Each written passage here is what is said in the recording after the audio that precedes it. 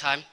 My question is, what's the best way to explain the concept of Tawheed, which is the oneness of Allah, to a person from a non-Muslim background?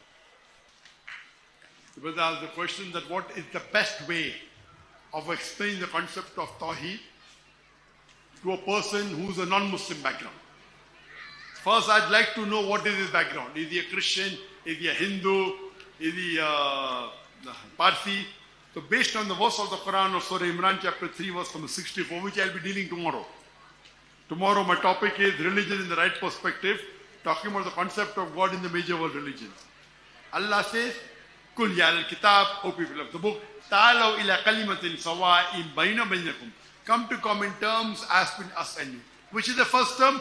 Allah na'budu illallah. That we worship none but Allah. Wala nushrika bihi shay'un. That we associate no partners with Him. Wala yattakhidha ba'duna ba'dan arbaban min dunillah. That we erect not among ourselves lords and patrons other than Allah. Fa'in tawallu. If then they turn back. Faqulu shadu. Say be a witness. Bi anna muslimun. That we are bowing our will to Allah subhanahu wa ta'ala.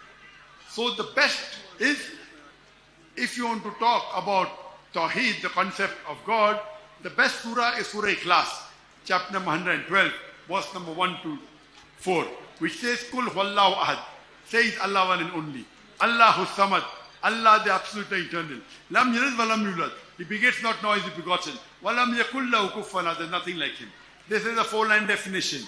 Any person says so and so candidate is God, you put your candidate to the test of Surah Ikhlas.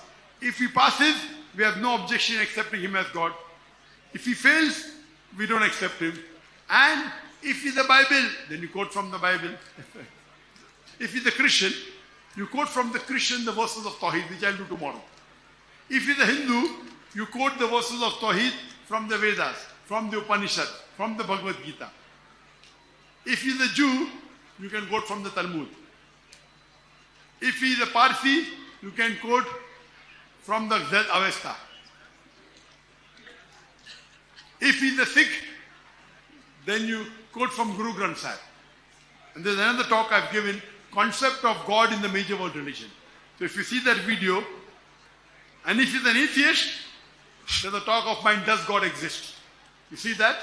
And inshallah, it will give you a great deal of knowledge how to deal with a non-Muslim. Jazakallah.